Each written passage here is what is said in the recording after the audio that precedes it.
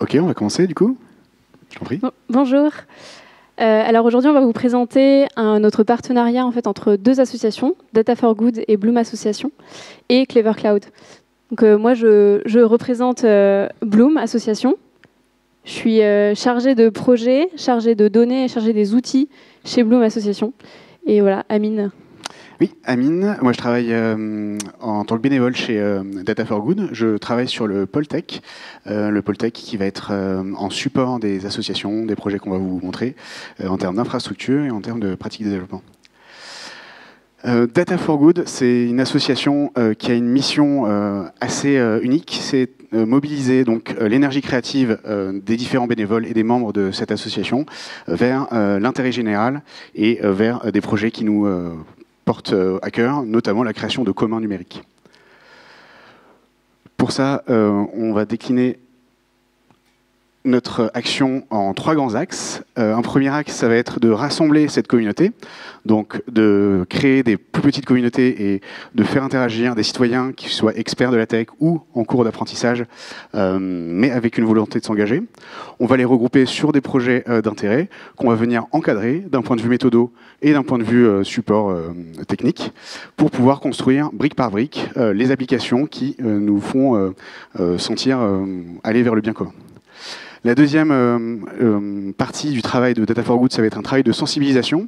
Donc que ce soit les acteurs de la société civile ou même à l'intérieur de notre industrie, on a pas mal d'enjeux qui sont liés à la donnée, aux technologies et maintenant à l'intelligence artificielle. L'idée de Data for Good, c'est de proposer une vulgarisation pour pouvoir sensibiliser l'ensemble de ces acteurs à ces défis qui arrivent en ce moment. Et enfin, on va proposer des solutions innovantes, pérennes, notamment grâce au partenariat qu'on a construit avec Clever Cloud, pour que, d'un point de vue technique, on puisse fournir des outils. Et la majeure partie du temps, ce sont des outils qui sont en open source pour pouvoir être utilisés par la plupart des gens. On a dans la partie sensibilisation deux artefacts dont on est assez fiers. L'année dernière, l'AFNOR a encadré la rédaction d'un référentiel d'IA Frugal. L'intelligence artificielle et son impact environnemental, c'est un sujet qui nous tient beaucoup à cœur à Data for Good. Donc on a contribué à la rédaction de ce référentiel pour proposer une méthodologie, des pratiques de développement et une analyse des cycles de vie des terminaux comme des applicatifs, afin de tester et d'attester l'impact environnemental des applications déployées. On contribue aussi à l'AI Action Summit avec un side event qui est l'organisation d'un challenge d'IA Frugal. Ce challenge est constitué de 3 défis. Donc, on a proposé une plateforme en ligne qui permet à des data scientists et ML engineers de travailler sur 3 grandes tâches. 3 tâches sur 3 modalités de data science. Donc, on a un dataset qui est constitué d'audio qui va permettre d'entraîner des modèles à détecter la déforestation illégale dans des pays d'Amérique du Sud. L'idée, c'est on a des enregistrements de la jungle et des enregistrements de cette jungle où il y a des tronçonneuses qui sont en train de couper des arbres. L'idée, c'est de classifier le plus rapidement quels sont ces enregistrements où il y a des tronçonneuses qui agissent pour permettre aux locaux d'avoir cette appli et d'aller au plus vite interrompre les braconniers qui coupent des arbres de manière illégale dans ces forêts. Le deuxième défi, ça se porte sur une analyse d'image en collaboration avec l'association Pioneer. Donc, on propose aux Challenger de travailler sur la classification d'images et à but de détecter des feux de forêt. Donc, dans le cadre de ce défi, il y a des dispositifs qui sont installés dans des forêts, donc en Europe et aux États-Unis. Ces dispositifs, ce sont des Raspberry alimentés avec une caméra. Et l'idée, c'est d'avoir un algo qui tourne et dès qu'il y a un potentiel feu de forêt, pouvoir alerter et envoyer directement une personne pour vérifier s'il y a un feu de forêt ou pas. Et enfin, le troisième défi porte sur du texte. En collaboration avec l'association Coda Climat, l'idée c'est de travailler sur des algos de détection de désinformation climatique, notamment dans les médias français. Donc, au-delà de cet aspect IA frugal, on a encadré un certain nombre de projets. Vous voyez ici les projets phares des dernières années. Donc, ces projets vont de la sensibilisation avec des partenariats, par exemple, avec Le Monde, pour les projets Carbon Bomb et Pink Bomb, qui vont identifier pour Carbon Bomb des projets de forage pétrolier qui sont considérés comme contre les engagements écologiques de la France. Et pour Pink Bomb, c'est l'analyse de la production industrielle de saumon pour identifier quand cette production industrielle va à l'encontre des règles contre le vivant. On a donc 2 projets qu'on va vous présenter aujourd'hui, et notamment Bloom. Je laisse la main. Oui, alors avec Bloom, donc ça fait maintenant depuis 2023 qu'on collabore avec Data for Good. Oh. Donc Bloom, qu'est-ce que c'est? C'est une association qui a été fondée en 2005 par Claire Nouvian, qui était journaliste à l'époque. Et en fait, notre objet, c'est la lutte pour la protection de l'océan, pour le climat et pour la pêche artisanale. Et on a vraiment une expertise sur la pêche industrielle. On est 40 salariés maintenant. On a grossi depuis 1 an et demi, 2 ans. Et on est divisé en 3 pôles. Il y a un pôle recherche, un pôle plaidoyer, un pôle communication et puis un pôle juridique. Alors vous avez peut-être entendu parler de Bloom récemment, enfin, il y a quelques mois, suite à un gros sujet sur le mercure dans le thon. Donc là, c'est un des sujets. Et notamment, on a d'autres sujets qui sont un peu phares en ce moment, c'est notamment sur les aires marines protégées, parce que l'année 2025 est l'année de la mer en France. Et voilà, du coup, on veut obtenir des vraies aires marines protégées. Vous allez en entendre parler du coup après, avec le projet sur lequel on a collaboré. Il y a aussi le lobby industriel dans la pêche industrielle, les transitions des pêches, comment on transitionne d'une pêche industrielle vers une pêche plus durable, et puis les labels, notamment le label MSC. Voilà, vous pouvez voir, si ça vous intéresse, vous pouvez aller voir tout sur notre site. Voilà, alors je vais vous parler du coup de ce projet qu'on a mené avec Data for Good et qu'on continue de mener en partenariat du coup maintenant aussi avec Clever Cloud. Ça s'appelle TrollWatch et c'est un outil qui va nous permettre de surveiller l'activité des navires de pêche industriels français et étrangers dans les eaux françaises en temps quasi réel. L'action, en fait, ça va nous permettre de mener plusieurs actions. Donc déjà, l'envoi ou à recevoir des alertes de témoins sur le terrain, les vérifier nous de notre côté. En effet, on a une communauté de pêcheurs artisans qui travaillent avec nous. La deuxième action, c'est de solliciter les autorités locales en demandant des contrôles, puisqu'ils ne sont pas toujours faits. Troisième action, c'est de faire pression sur les institutions publiques. Donc ça nous permet d'arriver avec des chiffres et des dossiers de pêche illégale ou de pêche qu'on estime absurde et qui ne devraient pas arriver dans certaines zones, auprès des comités des pêches, du ministère de la Mer et la Commission et du Parlement européen. Enfin, c'est d'alerter les citoyens français et européens via la communication sur les réseaux sociaux, etc., via des enquêtes, YouTube, etc. Alors, voilà une petite démo de la plateforme. Donc, TrollWatch, c'est d'abord une grosse base de données, mais là, je vais vous montrer juste l'interface et à quoi elle ressemble aujourd'hui. Donc, c'est une application interne pour l'instant qui nous permet de suivre 1700 navires qui sont majoritairement sous pavillon européen. Ce sont uniquement des navires de pêche industrielle. Donc on peut filtrer notre flotte. En fait, on voit les positions en temps réel partout dans le monde de ces navires. Vous voyez sur cette carte, il y a des zones d'intérêt. Donc pour l'instant, on n'en a que 3. Le but, c'est de continuer à en implémenter selon nos sujets de recherche. Là, on est vraiment sur des sujets européens pour l'instant, mais le but, c'est d'aller voir ce qui se passe aussi ailleurs. Voilà, donc là, on va pouvoir sélectionner des bateaux.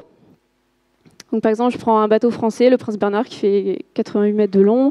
J'en choisis 2 autres, l'Africa. Et puis, je ne sais pas si vous voyez bien, je me mets de l'autre côté, la Neis Silena. Voilà, maintenant, on peut afficher leur trajectoire. Ça charge. Vous pouvez changer aussi la plage, on peut changer la plage de temps pour regarder les trajectoires, etc. Voilà, chaque couleur, c'est un bateau. On peut aussi voir la vitesse, qui est important pour nous. En fait, c'est un indicateur de pêche, la vitesse. Et puis, la position aussi. Comment est positionné le bateau par rapport à sa trajectoire. Ça, c'est en cours d'évolution. Voilà. En fait, TrollWatch, ça nous intéresse surtout quand on détecte, nous, en fait, à l'œil, pour l'instant, des activités de pêche dans des aires marines protégées, notamment. Et donc là, en vert, c'est une grande aire marine protégée. Là, ce que vous voyez, les gribouillis, c'est de la pêche. Donc là, on peut cliquer sur une sortie en mer d'un bateau, donc le Prince Bernard, et on a tout un tas de métriques qui sortent sur cette sortie en mer. Ce sont des durées de temps passé, enfin, c'est du temps passé dans les zones d'intérêt, et notamment dans les aires marines protégées. Donc là, vous voyez le temps total qu'il a passé dans l'aire marine protégée du banc des Flandres sur la sortie en mer sur laquelle j'ai cliqué. Dans la sortie en mer sur laquelle j'ai cliqué. Et enfin, pour finir, Trollwatch, c'est aussi un dashboard qui, pour l'instant, a une petite panoplie métrique et deux classements. D'abord, des bateaux, les mauvais élèves, et puis les aires marines protégées qui ont été les plus visitées pendant la période que l'on regarde. Voilà. Ça, c'est en cours d'évolution. Pour l'instant, du coup, Trollwatch, c'est que on regarde que on calcule que des temps de visite des zones d'intérêt. Le but étant ensuite d'intégrer la détection de pêche. Tu peux passer. Ouais, donc la suite en fait de Trollwatch, c'est donc, comme je disais, intégrer la détection de pêche. Donc soit en fait on va aller chercher un algorithme de détection de pêche qui est open source, soit on va travailler en fait directement avec un partenaire via leur API. Tu peux la slide d'après, ouais. Ouais. Deuxième chose, c'est on aimerait implémenter un système d'alerting. On avait essayé de faire ça, sauf qu'on avait des alertes. En fait, à chaque fois qu'un bateau rentrait dans une aire marine protégée, on avait 200 alertes par jour. C'était un peu compliqué à gérer. Donc là, le but, c'est d'avoir un système d'alerte beaucoup plus fin sur des critères comme la vitesse et éventuellement aussi le temps à laquelle, enfin voilà, le temps qu'il a passé à une certaine vitesse en fait dans la zone. Et là, on serait alerté pour dire OK, là, il est en train de se passer quelque chose. Vous pouvez aller le voir ce qui se passe. Voilà, parce qu'on est obligé en fait d'être aussi dans une position passive chez Bloom, parce qu'on est assez peu nombreux à travailler sur ces questions de pêche, d'activité de pêche, et du coup on a besoin d'être vraiment aidé. Voilà. Troisième chose, c'est donc ce que je vous ai présenté, c'est une plateforme qui est vraiment juste pour de l'interne, c'est une version 1, et le but c'est de après l'ouvrir au grand public, et donc il va falloir repenser la plateforme complètement pour qu'il y ait une histoire à raconter et que voilà, elle soit beaucoup plus digeste. Voilà. Merci. Donc ça, c'était le premier projet qu'on souhaitait vous présenter, qui est évidemment partenaire avec Clever Cloud. Le deuxième m'intéresse aussi d'un point de vue personnel, c'est le projet Code Carbone. C'est un projet sur lequel je contribue depuis 2021. Alors là, on ne voit pas très bien, mais le projet a commencé en 2019. Il a été initié au MILA, donc un institut de recherche privé au Québec, qui est dirigé par Yoshua Bengio. Le projet a commencé donc avec la calculatrice que vous voyez à gauche, Machine Learning Emission Calculator, qui permet de faire une estimation en fonction du data center, du type de hardware utilisé et de la quantité de traitements qui vont être faits. On va se représenter sous forme du temps. On va pouvoir estimer la consommation électrique et en fonction de la localisation géographique, quel va être l'impact carbone en fonction du mix énergétique du pays dans lequel se trouve le traitement. Donc ça, c'était en 2019. En 2020, cette calculatrice a été convertie en un outil de monitoring en Python à destination non seulement des data scientists, mais plus largement de tous les développeurs. L'idée, c'est d'avoir un tracker assez léger qui permet d'être inclus dans du code et de faire de la mesure plus précise des émissions, de la consommation électrique et à terme des émissions induites par cette consommation. En 2021, le projet a été incubé par Data for Good. C'est à partir de ce moment-là que j'ai rejoint le projet. On a noué le partenariat avec Clever également pour construire une API qui récolte la donnée qu'on émet grâce au tracker dans une base de données communautaire qui peut derrière être réutilisée par les différents utilisateurs pour faire du reporting de leur propre charge de travail et qui nous sert, nous aussi, à faire des analyses sur, en fonction de la tâche, du hardware et de la qualité des traitements, quelles sont les approches les plus frugales ou non. En 2023, on a reçu un financement de la part de Mozilla qui nous a permis de créer une structure associative et donc d'étendre un petit peu nos activités. Comment ça fonctionne, Code Carbone? Donc, on a d'une part la consommation électrique du hardware qui va être mesurée. Donc, on se concentre sur la partie GPU, CPU et RAM. Sur la partie GPU, on a deux interfaces assez pratiques qui sont fournies par NVIDIA et AMD. Donc NVIDIA, SMI et ROCm, ce sont les drivers qui permettent de récupérer la consommation. Pour le CPU et la RAM, donc sur les systèmes Unix, on a un fichier RAPL qui nous permet de, pareil, lire assez simplement la consommation électrique. Dans les environnements virtualisés, les cloud providers ne laissent pas forcément accès à ces fichiers, à ces interfaces, parce qu'elles permettent de faire des attaques side-channel en découvrant les données qui sont en mémoire, en observant les évolutions de consommation électrique. Donc on se base sur des heuristiques qui sont un peu moins précises, notamment en utilisant PSUtils ou d'autres sondes qui sont basées sur la mesure de la charge CPU. Une fois qu'on a cette consommation électrique, on va pouvoir la mettre en rapport avec le mix énergétique du pays hébergeant le traitement. Donc globalement, on prend les données d'ElectricityMap, soit en direct si les utilisateurs ont accès à ElectricityMap, soit avec des données agrégées et statiques qui sont calculées chaque année. Donc en faisant la multiplication, ça va nous permettre de donner une estimation pour chaque charge de travail de l'impact carbone. Et cette estimation peut être agrégée. Donc je vous ai parlé de notre API public. On a mis en production une application de visualisation de ces données en décembre dernier qui permet au niveau organisationnel, donc comme on pourrait traquer des expérimentes de machine learning sur la performance, faire ce tracking mais d'un point de vue performance énergétique et impact carbone. Voilà, donc globalement, ça c'est le deuxième gros projet qu'on souhaitait vous présenter. L'idée, c'est que à Data for Good, on essaye de pousser les projets à atteindre des niveaux de standardisation et, on va dire, d'industrialisation comme ceux de Bloom et de Code Carbone, voire même s'améliorer. Pour ça, donc, on va accompagner pendant cette saison 13 qui a débuté il y a 2 semaines, le samedi 25 janvier, une dizaine d'associations, encore une fois. Donc cette année, les associations, on va les découper en 3 grands axes. On va avoir la partie écologie, avec notamment, on accompagne le World Sufficiency Lab, qui va traiter des données de sobriété pour pouvoir les partager aux citoyens de manière vulgarisée. On a un axe social également, et un axe orienté sur la démocratie, avec notamment le projet Éclaireur public, qui va regrouper Anticor et Transparency International pour exposer des données aux citoyens sur la corruption dans le domaine politique.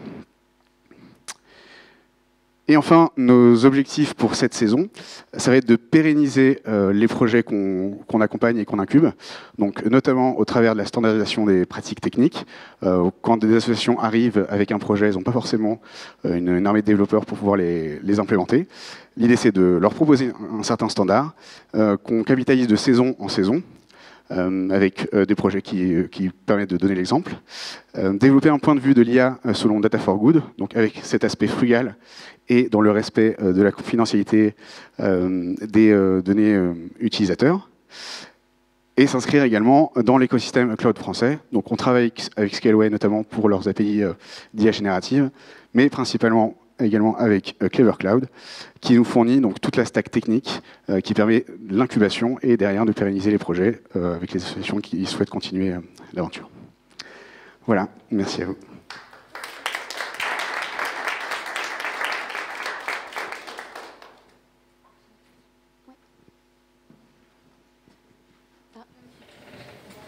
Merci. C'est très intéressant vos projets. Personnellement, je suis très touchée par le projet de suivi pour la pêche de bateaux et je voulais savoir comment vous détectez la totalité des bateaux professionnels. Est-ce que vous suivez, traquez la totalité des bateaux professionnels? Alors, on suit que 1700 navires et en fait, ce sont les... Alors, il y en a... Ouais, la majorité, en fait, ce sont tous les bateaux européens de plus de 25 mètres qui font de la pêche, du coup, ce qu'on appelle la pêche industrielle, donc qui ont des engins de pêche industriels et qui ont une taille en fait qui est suffisante pour aller plus loin que juste la côte. Et c'est en fait, on a un registre de la flotte européen qui est sur le site de la Commission européenne. Et du coup, c'est comme ça qu'en fait, on sait qu'on peut suivre en fait l'évolution des flottes par pays de l'Union européenne. Et après, on a aussi on n'a pas que des bateaux en fait européens, on a aussi des bateaux qui sont des bateaux qui vont pêcher le thon, notamment dans l'océan Indien, et qui en fait des pavillons, le curaçao, je sais pas, il y a plein de pavillons comme ça qui nous intéressent et qui en fait ce sont des entreprises européennes qui possèdent ces bateaux-là. Et là en fait ce sont juste voilà, ce sont des bateaux qui nous intéressent aussi. Donc là, pour le coup, pour les retrouver, bah là, c'est vraiment l'expérience métier qui rentre. Donc c'est des collègues qui sont spécialisés sur les pêches en Afrique notamment, qui connaissent en fait tous les bateaux et qui arrivent à les suivre et à cartographier un peu tous ces acteurs-là. C'est comme ça qu'on constitue en fait notre flotte. Et alors pourquoi 1700 bateaux, c'est tout petit comme flotte, mais en fait, ça coûte très cher. Donc, j'ai pas parlé des données qu'on utilise, mais ce sont ce qu'on appelle les données AIS. Et en fait, ça nous coûte tous les ans un bon paquet d'argent. Donc, on ne peut pas tellement avoir une plus grosse flotte. Merci.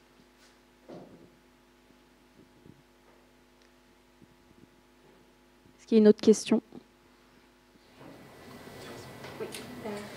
Est-ce que ça a une valeur légale la cartographie? Est-ce que par exemple, si là vous avez prouvé, dans l'exemple, vous avez prouvé qu'il y avait passé tant de temps, 135 heures dans la mer marine, protégée, est-ce que ça vous pouvez utiliser ça et montrer à la justice et dire c'est une pratique illégale? Alors, cette pratique est légale. La pêche dans les aires marines protégées n'est pas interdite. Donc il y a des bateaux qui font plus de 100 mètres, qui sont à quelques dizaines de kilomètres de nos côtes, et ils pêchent là légalement. Donc c'est complètement légal. Et en revanche, même en fait, l'AIS, les données qu'on utilise d'AIS ne sont pas une preuve légale de l'activité. Il y a une autre source de données qui est complètement privée, qui s'appelle VMS, et qu'on ne peut pas utiliser. Nous, on n'a pas accès. On a fait des demandes, etc. C'est impossible. Voilà. Donc on peut juste utiliser l'AIS, qui nous permet en fait d'essayer de quand même pousser. On arrive quand même à monter des dossiers. On a des pêcheurs, par exemple, sur place, qui nous envoient des alertes en disant « Ah là, il y a un bateau néerlandais qui est dans une zone où il n'est pas censé pêcher », parce qu'il y a quand même des règles, pour les bateaux étrangers surtout. Ils peuvent nous dire ça, et en fait, nous, on récupère la position du bateau qui nous a envoyé une alerte, et on essaie comme ça de monter un dossier en disant « Effectivement, ce bateau-là, on l'avait sur la carte ». Tout d'un coup, là, maintenant, on n'a plus sa position. Il a sûrement coupé en fait son transpondeur AIS, ce qui est ça illégal. Mais pour le coup, en fait, pour pouvoir prouver ça, il faut. Enfin voilà. Pour l'instant, on accumule des preuves. Voilà. Mais c'est surtout en fait une bataille d'opinion. Pour l'instant, l'AIS c'est pour nous aider dans cette bataille pour gagner des vraies aires marines protégées. Voilà. Dernière question, est-ce que vous travaillez avec les AFMAR? Pardon, avec les affaires maritimes, non. Pas vraiment, mais par contre on a des contacts effectivement, donc on peut quand même discuter, mais oui, dans l'idée, non. Merci beaucoup à vous, et on laisse la suite. On laisse la main à la suite. Merci beaucoup.